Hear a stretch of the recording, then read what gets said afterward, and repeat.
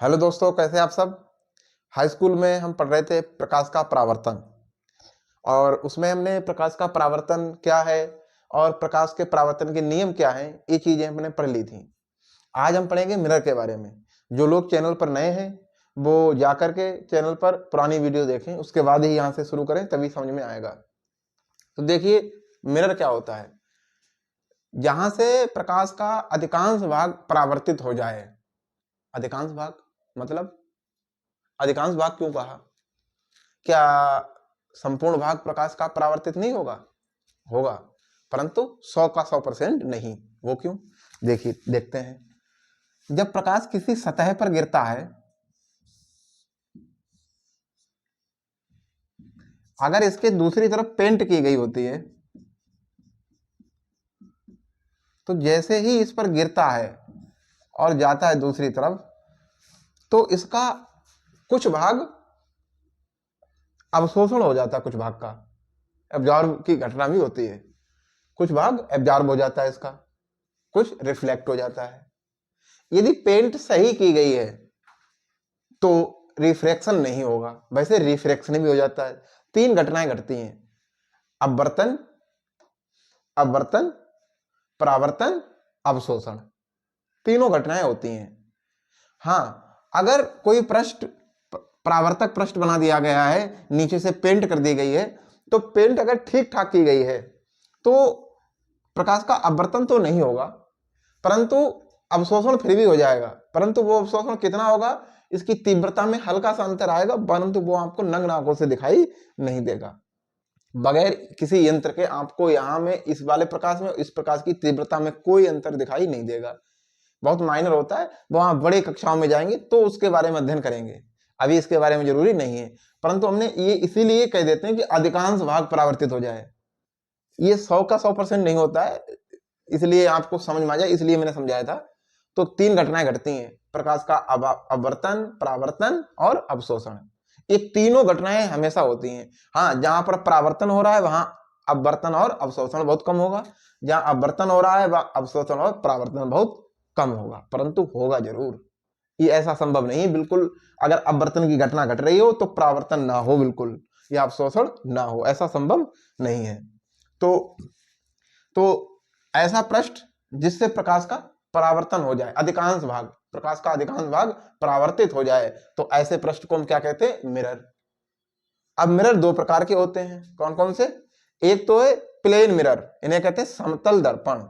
जो आप जिसमें अपना चेहरा देखते हो सुबह को उठकर, या वैसे जिसको आप केवल मिरर बोल देते हो, वो मिरर प्लेन मिरर है वास्तव में, अगर देखा जाए।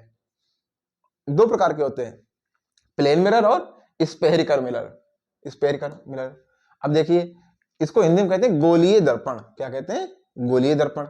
प्लेन मिरर और स्पेरिकल मिरर, इसे कहते हैं समतल दर्पण और गोलीय दर्पण। अब गोलीय दर्पण 2 प्रकार के होते हैं: कॉनकेव मिरर, कॉन्वेक्स मिरर।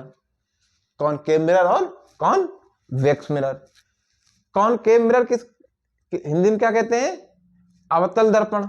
और कॉन्वेक्स मिरर किसे कहते हैं? उत्तल दर्पण को। तो देखिए, हमने क्या किया, एक समतल प्लेट ले ली शीशे की, और उसकी दूसरी तरफ क्या कर दिया है हमने? पेंट कर दिया, कलाई से, कलाई पेंट से पेंट कर दिए। तो इसकी दूसरी सतह जो ऊपर जिधर पेंट नहीं है, वो कैसी होगी? Reflective surface. कैसी है? ये वाली सतह ऊपर वाली कैसी है?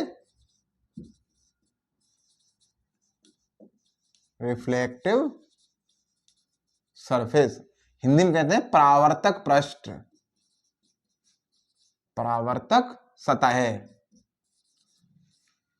परावर्तक सतह। परावर्तक सतह या परावर्तक पृष्ठ दोनों बोल सकते हैं। तो इसे क्या कहते हैं हम? Plane mirror. तो इसको हम कहेंगे प्लेन मिरर। क्या कहेंगे? Plane mirror. अब देखिए, हमको ये स्पेरिकल मिरर कैसे समझ में आएगा? तो जरा हम एक कांच का खोखला गोला ले लिया मैंने। क्या लिया? एक कांच का खोखला गोला। अब हम अगर इधर के इस पृष्ठ को काट दें, इतने भाग को, तो क्या निकल कर आएगा? इस प्रकार का निकल के आएगा। और हम इधर से इतने भाग को काट दें अगर, इधर वाले को, इसको सबको हटा दें।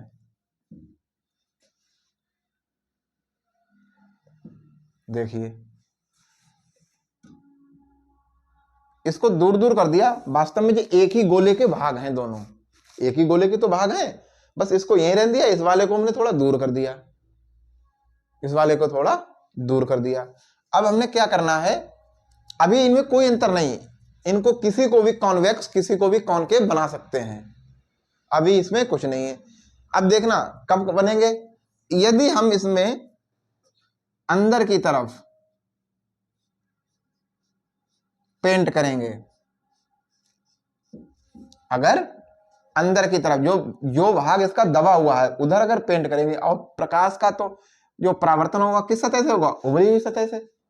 यहाँ रिफ्लेक्टिव सरफेस कौन सी थी, ये ऊपर वाली, यहाँ रिफ्लेक्टिव सरफेस कौन सी, उभरी हुई, जो बाहर की तरफ उभरी हुई है, बाहर की तरफ उभरी हुई है। और इसमें बाहर जो दबी हुई सतह है वहां से प्रकाश का परावर्तन होगा। देखिए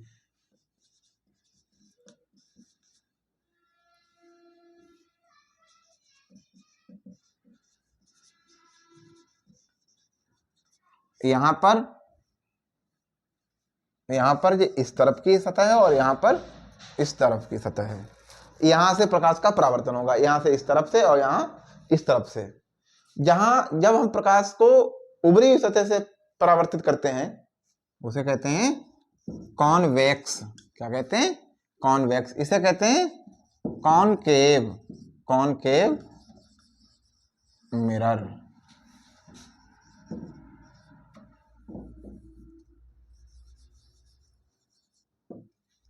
हिंदी में नाम लिखा हुआ है, कॉनकेव को अवतल दर्पण, कॉन्वेक्स को उत्तल।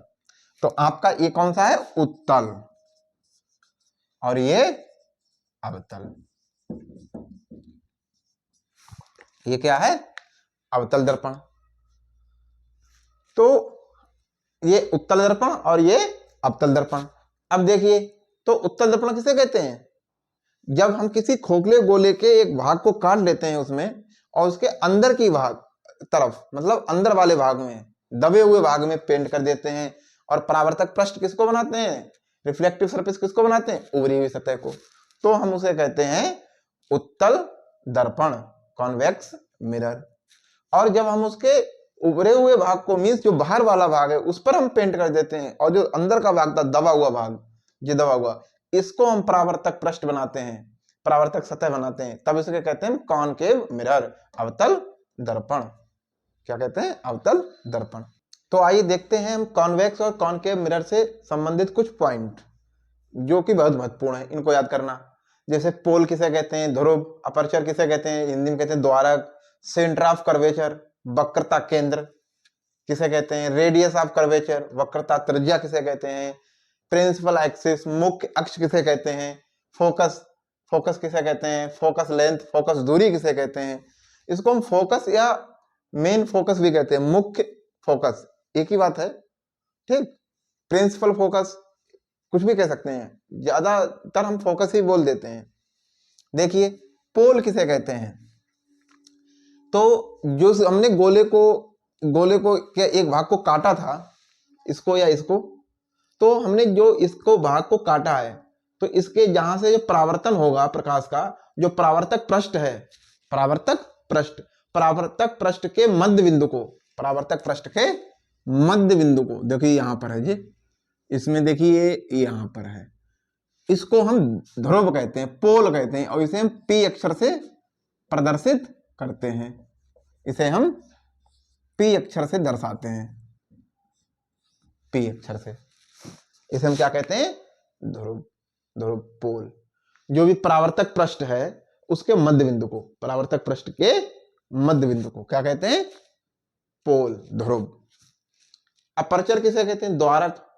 जो हमने जो भाग काटा है उसकी इस यहां से यहां तक की जो लेंथ है, इसको बोलते हैं कि ये कितना भाग काटा है, कितना बड़ा भाग काटा है, छोटा काटा है, बड़ा काटा है। तो यहां से यहां तक की जो दूरी है उसे हम कहते हैं अपर्चर। क्या बोलते हैं, अपर्चर, द्वारक। क्या कहते हैं, द्वारक। सेंटर ऑफ कर्वेचर, वक्रता केंद्र किसे कहते हैं? तो हमने जो भाग काटा है, ये भाग जिस खोखले गोले का एक भाग होता है, उस खोखले गोले के केंद्र को हम सेंटर ऑफ कर्वेचर कहते हैं। उस गोले के सेंटर को ही हम सेंटर ऑफ कर्वेचर कहते हैं, वक्रता केंद्र। अगर ये इसको मान लो आप, ये यहां से देखिए, अगर हम डॉटेड करके दर्शाएंगे तो ऐसे बनेगा। ये देखिए बन रहा है, तो हम इसको कहेंगे सेंटर ऑफ कर्वेचर। क्या कहेंगे? Centre of curvature. इसे कैसे दर्शाएंगे? सी के द्वारा। किसके द्वारा? सी के द्वारा, सेंटर ऑफ कर्वेचर। यहां पर देख लीजिए, यहां पर है सी, ये सी, इसी गोले का तो एक भाग है, तो ये इसको क्या कहेंगे? सेंटर ऑफ कर्वेचर, वक्रता केंद्र। और radius of curvature, radius of curvature वक्रता त्रिज्या, इसे हम दर्शाते हैं आर से। किससे? आर से। तो यहां से यहां तक की दूरी,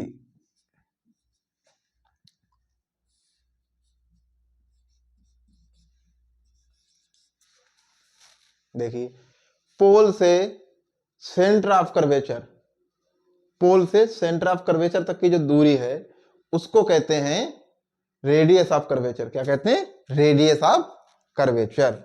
दूसरे शब्दों में, ये जो भी आपका मिरर है, जिस एक बड़े गोले का एक भाग है, उसकी त्रिज्या को ही हम रेडियस ऑफ कर्वेचर कहते हैं, वक्रता त्रिज्या कहते हैं। या हम कह दो, पोल से सेंटर ऑफ कर्वेचर तक की दूरी को हम रेडियस ऑफ कर्वेचर कहते हैं। ठीक। अब कहते हैं प्रिंसिपल एक्सिस की बात। तो प्रिंसिपल एक्सिस किसे कहते हैं? पोल और रेडियस ऑफ कर्वेचर से होकर जाने वाली सीधी रेखा को, इस सीधी रेखा को ही कहते हैं प्रिंसिपल एक्सिस। इसको ही क्या कहते हैं? जैसे यहां से ये जा रही है, देखिए, इसको ही कहते हैं principal axis. Centre of curvature और पोल से जाने वाली सीधी रेखा को क्या कहते हैं? Principal axis. फोकस किसे कहते हैं? पोल और radius of curvature, oh sorry, centre of curvature, pole और सेंटर ऑफ कर्वेचर के जो मध्य बिंदु होता है, देखिए सेंटर ऑफ कर्वेचर ये है और पोल ये है, इसके मध्य बिंदु को क्या कहते हैं?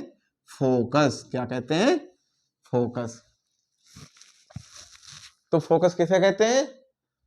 देखिए, सेंटर ऑफ कर्वेचर और पोल, इन दोनों के मध्य बिंदु को, देखिए पोल ये है, सेंटर ऑफ कर्वेचर ये, इनके मध्य बिंदु को, सेंटर ऑफ कर्वेचर और पोल के मध्य बिंदु को हम फोकस कहते हैं। सेंटर ऑफ कर्वेचर और देखिए ये पोल, इनके मध्य बिंदु को फोकस कहते हैं। और फोकस से पोल तक की दूरी, फोकस से पोल तक की दूरी फोकस दूरी कहलाती है, फोकस लेंथ कहलाती है, फोकस लेंथ कहलाती है। तो आपने क्या देखा? आपने देखा कि जो भी हमने मिरर लिया है, चाहे कॉन्वेक्स हो चाहे कॉनकेव हो, उसकी जो परावर्तक सतह है, रिफ्लेक्टिव सरफेस है, उसका जो मध्य बिंदु है सेंटर में, उसको कहते हैं पोल। क्या कहते हैं? पोल, ध्रुव। और यहां से यहां तक की वो जितनी, उसके एक सिरे से जस्ट दूसरे सिरे की लंबाई को कहते हैं अपर्चर, द्वारक। और जो भी हमारा मिरर है, वो जिस बड़े गोले का एक भाग है, उसके केंद्र को ही हम क्या कहते हैं? वक्रता केंद्र कहते हैं, सेंटर ऑफ कर्वेचर कहते हैं। और उस सेंटर ऑफ कर्वेचर और पोल से की जो बीच की दूरी है, मध्य की दूरी है, उसे कहते हैं रेडियस ऑफ कर्वेचर। इसको हम दूसरे शब्दों में ऐसे दर्शा सकते हैं कि हमारा जो मिरर जिस बड़े गोले का एक भाग है, उसकी रेडियस को ही हम रेडियस ऑफ कर्वेचर कहते हैं। और यहाँ सेंटर ऑफ कर्वेचर और पोल से जाने वाली सीधी रेखा को हम प्रिंसिपल एक्सिस कहते हैं। और सेंटर ऑफ कर्वेचर, पोल के मध्य बिंदु को हम फोकस कहते हैं, मध्य बिंदु को फोकस कहते हैं। और फोकस से प्रिंसिपल पोल तक की दूरी, फोकस से पोल तक की दूरी क्या कहलाती है? फोकस दूरी, फोकस लेंथ। ये पॉइंट हमने आज पढ़े हैं। आगे हम पढ़ेंगे कि कॉनकेव और कॉन्वेक्स मिरर से प्रतिबिंब कैसे बनता है। तो अगली वीडियो में हम ये आपको पढ़ाते हैं। तब तक के लिए हमारे चैनल को सब्सक्राइब करें, लाइक करें और वीडियो को शेयर करें। धन्यवाद।